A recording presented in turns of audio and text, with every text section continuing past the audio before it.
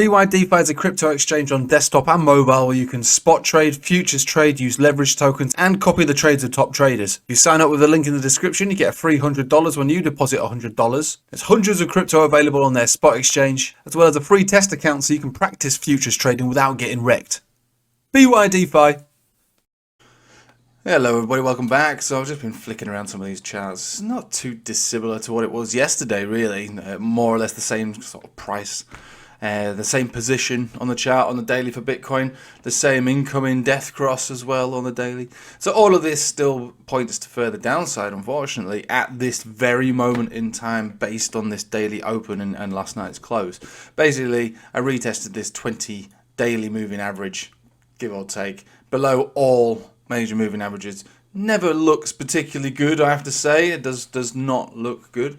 Now, we had a bit of a reaction from this lower zone, a nice round, more or less $26,000 zone, really, so pretty flat Captain Noob Master number, and a nice reaction, I suppose, from that. Reasonable reaction. So far, we're up about 1% on a Bitcoin chart. Can you imagine? This is what it's come to. But yeah, I mean, long story short, provided we are below this area here, this 26,350, and arguably, you really want to be above 27,000 really for any sort of major continuation to the upside. At this very moment in time, it does look like further downside is probably more likely. But again, validation and invalidation for that continuation. So at the moment, like I say, continuation to the downside seems the most likely. However, you take it to some of these shorter term time frames, and we do have invalidation at just a little higher than that. And again, it's neater here on the 4 hourly, the Bollinger Band being the main criteria for that. You could even just see if we could squeeze ourselves back above that 26,300. So it's all really about between 26,003 to 26,004. There's really not much to it. If we do have a spike up, potential rejection from any one of these areas, and maybe we get continuation if we were to reclaim the 200 exponential over here on the 4 hourly. So, at the moment, yeah, everything definitely looks like further downside is more likely. Obviously, we've had two retests of the $26,000 zone, flat $26,000 for Bitcoin. It's not the same across the board for altcoins. Obviously, some of these charts looking really good. We're doing a live stream tonight, by the way. If you want to join that, links in the description for the Patreon. But yeah, I mean, Chainlink's really good, and we're enjoying this one. It's not not everything is down. This has been one of the biggest accumulation zones in crypto, and does point to at least this $8.50 zone, to be fair, and the $9.50 zone being the top of the accumulation zone. So obviously, if we break out from here, hallelujah, it's going to be banging. But for the moment, yeah, it's just one of those charts which is moving counter to the rest of the market. It doesn't even have a pump signal on it yet, nor does it have a golden cross on it yet. So none of the really good stuff that we look for major continuation. So as far as I'm concerned, I should consider this as just all part of the general accumulation zone that we've been in for best part of 2 years now, which is good for anyone who doesn't have it, because you can still buy it low. Yeah, we're trending up towards the top. We're above the middle zone now, but yeah, it's not all bad. It's good. You should have been buying this every time you hit $6. I've more or less been buying it. So excellent stuff. So let's have a look at traditional markets, because I mean, this is where things start to change around. I know everybody's talking about recession and problems in the economy and blah blah blah and financial meltdown and all of that is technically true. I think people are, if anything, if there is going to be a problem anyway, it's going to be a housing market scenario. I don't know what it's like in the States. Probably, from what I can understand, not quite as bad as over in the UK.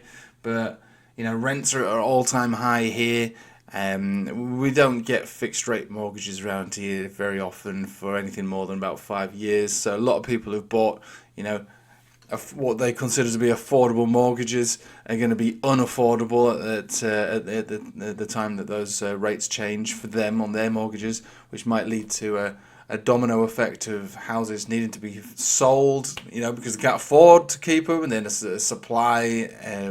oversupply of houses, and then before you know it, everybody's selling their houses for less than they bought them for, to buy small houses for higher interest rates. basically, that's the sort of thing that causes a housing market crash. In the UK, that sort of thing does appear to be quite likely, in all fairness. So a lot of pain potentially in the UK. But I don't know about America. You'll have to let me know if it's a similar scenario in America. I don't think it's quite the same, but again, we'll see. But yeah, if there's going to be some big problem, it's going to be from that perspective. Recession is only just a word, really, and technically, well, not technically because they changed the terms, didn't they? What actually defines a recession? But technically, we've been in recession now for about a year anyway. Right, so we're just thinking about gold very briefly.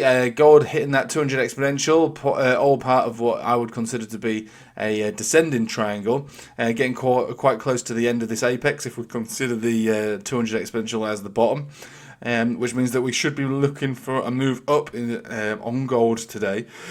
And if we can break this, we will have another move up, probably towards the Bollinger Band top.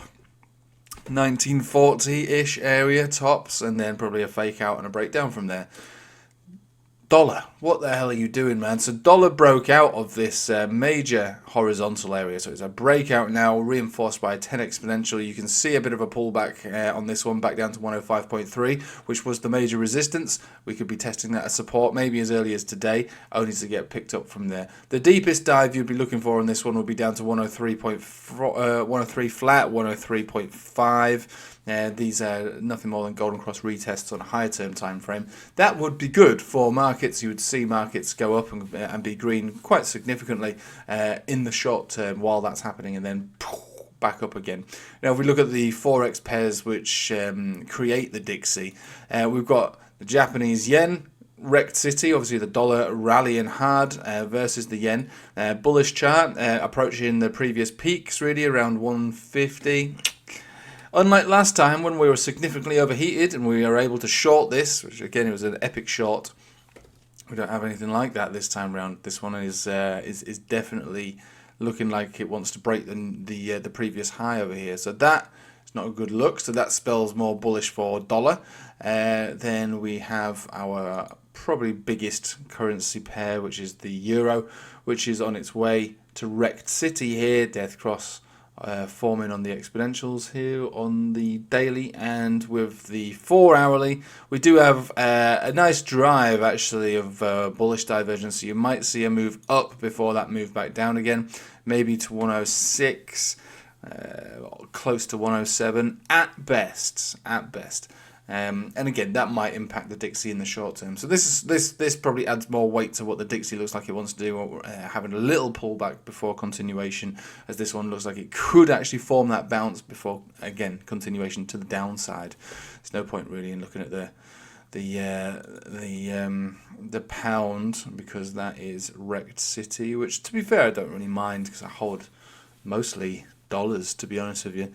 So that's all fine, and again it does point to the current trend on the Dixie, and especially now that we've got that breakout, we'll be looking to build a base above 105 really, 105.3 wrecked city FM. Right, and yeah, probably looking to trend towards 108 on this one now, without anything really stopping it. Again, we've got several drives of bearish divergence. In all fairness, they've been cancelled out at this stage now. But again, the Dixie, it is a tradable chart, but I prefer to look at the forex pairs, and the forex pairs mimic effectively what we're looking to see on this one, which is a little move down and then probably further upside. Maybe, I don't know, it's difficult to put a time frame on it, but that's what it looks like it wants to do. So let's have a think about the S&P. We'll take it to the actual S&P. Right, so S&P finding a bounce on this bottom portion of the channel. So actually the S&P does look like it should be forming some form of bounce around this level. Maybe a bounce that could take us up around about $100 or so on this one. Back to the 4 hourly. Yes, we've got bullish divergence on the 4 hourly that does offer that move. Again, just short of about $100 move on this one. So I think we might be looking for that one today, over the next couple of days, but probably today. So we might see some upside here on stocks. So that all makes sense. So a little bit downside on Dixie, a bit upside on stocks. And so with that in mind, what do we expect with Bitcoin? So we've got gold looking for a small bounce. We've got S&P looking for a small bounce. We've got Dixie looking for a small pullback. And maybe we should just say, okay, well, maybe Bitcoin, despite its current chart, which looks like it wants to go down, might be lifted up by the minuscule upside that's presented to us on all those other charts. And so we will be trading Bitcoin through association, really, with what looks most evident on the other charts, being S&P, Forex, Dixie, gold. And maybe we see something on Bitcoin. If Bitcoin can again reclaim, we'll call it 26,700, then yeah, all the upside targets back on again. But for the moment, take it on face value. It's not really a place to try a position, not yet. You want to trade the trend that you're in. At the moment, the trend is still down and does look like it wants to strengthen. And the only hopium we've got on this chart right now is that other charts, its big brothers, potentially want to move up a tiny little bit. And if that happens and we get a closure on Bitcoin above 26,700, then yeah, all right, we'll give it the benefit of the doubt. Maybe positions can be appropriate tomorrow. Other than that, though, I hope you have a nice day. Maybe I'll see you on the Patreon tonight. And yeah, take it easy.